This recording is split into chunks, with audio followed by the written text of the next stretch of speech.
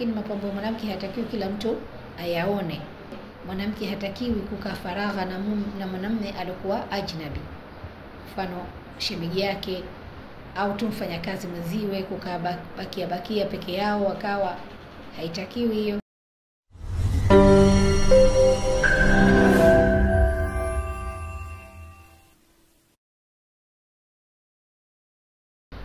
Bismillahirrahmanirrahim.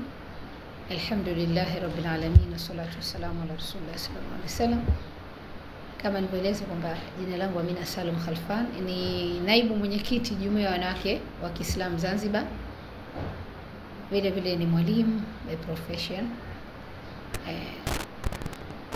Mada yetu hapa tunataka kuzungumza ni jua swala zima la stara ya mwanamke.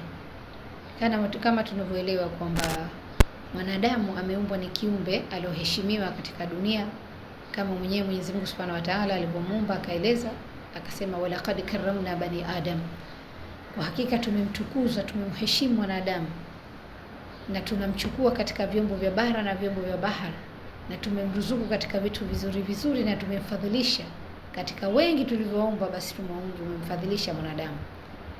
Allah Subhanahu wa Ta'ala anatuambia hivyo katika sura Isra, walaqad karramna bani adam wa hamalnahum fil barri wal bahri warzaqnahum min at-tayyibat wa faddalnahum ala kathirin mimman khalaqna tafdhila.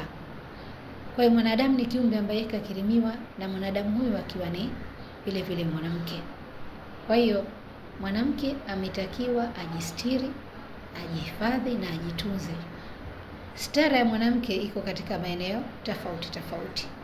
Stara ya mwanamke moja, kuna stara ya nguo, mavazi, kuna stara ya kuongea, kuna stara ya mambo mengine mbalimbali, stara ya sauti yake anapoongea, stara ya nguo zake, stara ya pahali anapokaa. Kwa hiyo hizo zote ziko stara kwa mwanamke, zimewekwa katika Qur'an. Tukija kwenye stara mfano ya mavazi ambayo ndio stara kubwa, Mwenyezi Mungu anasema anasema Mwenyezi Mungu Subhanahu wa Ta'ala, enyi wanadamu, ya bani adam qad anzalna alaykum libasan yuwari sawatikum warisha, enyi wanadamu, hakika mimi nimekushushieni mavazi, nguo ambazo zinastiri sehemu zenu na zistiri miili yenu, na ni mapambo vile vile. Kwa hiyo Mungu kazileta nguo zitupambe, zitustiri, zituweke vizuri. Kwa kuna stara ya nguo, na stara ya nguo ni amri kutoka kwa Allah Subhanahu wa Ta'ala.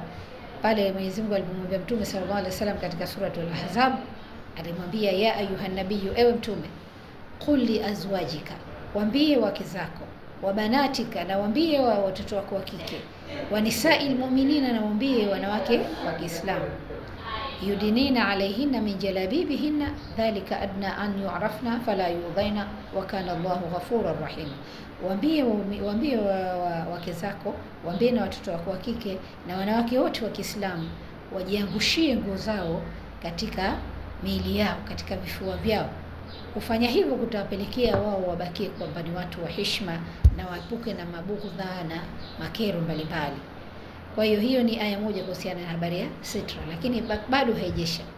Kuna aya vile vile imekuja surati Nur, Mwenyezi Mungu alikuwa akizungumzia vile vile stara kwa wanaume na wanawake, akisema katika surati Nur, aliwaambia wanaume, wa kulli mu'minina yaghuddu min absarihim wa yahfadhu furujahum dhalika azka lahum, waambie waumini wa kiume waangushe macho yao na wazilinde sehemu zao za siri, huo ndio utakasifu kwao. Lakini hapo Mwenyezi Mungu akageuka kwa upande wa wanawake akatuambia, wa kulli mu'minati, na waambie waumini wa kike, yaghudhuna min absarihinna, wa yaangushe macho yao, yani wasitizame vitu vilivyokuwa haramu kwao.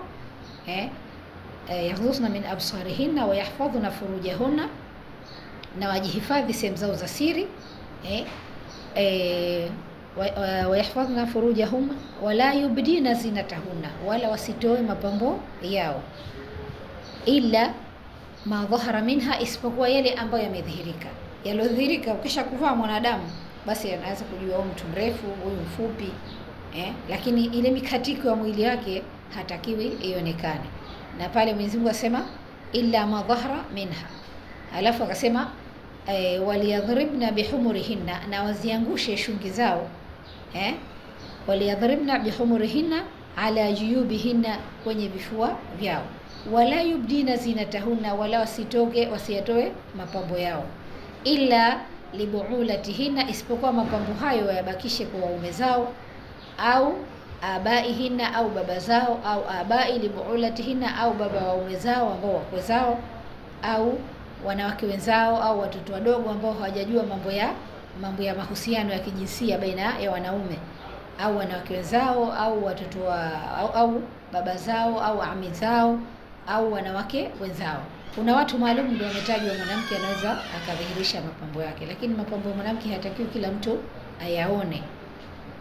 Kwa hiyo tunapozungumza stara kwa mwanamke, ni stara jambo la muhimu sana. Moja, stara nyingine, mwanamke hatakiwi kukaa faragha na mwanamume alikuwa ajnabi, mfano shemeji yake au tu mfanyakazi mwenziwe, kukaa bakia peke yao wakawa, haitakiwi hiyo, isipokuwa anatakiwa awe pahala pa faragha, pahala pa public. Anaweza pale akabakia, lakini hayuko kwenye siri maana yake. Kwa hiyo hiyo vile vile ni miongoni mwa stara. Mwanamke hatakiwi kuingiliana, kukaa sana na wanaume ambao ni ajnabi wakiwa peke yao faragha. Kwa hiyo vile vile na hijabu au stara ya maneno. Mwanamke anapoongea anatakiwa asiregeze sauti yake. Kwa sababu gani? Mwenyezi Mungu anasema mkiregeza sauti, kuna watu ndani ya nafsi zao mna maradhi wamepambwa ndani ya nafsi zao. Kwa hiyo wanapozisikia sauti za wanawake zikiwa zimeregezwa katika staili za maalum za maneno, basi wanaweza wakapata, wale wana matatizo ya nyoyo wakapata hisia mbaya. Kwa hiyo tukaambiwa namna gani wanawake tuweze kuongea. Tunapoongea wanawake, sauti zetu lazima tuzitone katika mpango ambao hautopelekea watu kushawishika. Kwa hiyo haya ni maagizo katika stara mwanamke. Mwanamke anatakiwa awe ni mtu wa kustirika, mwanamke anatakiwa astiriwe.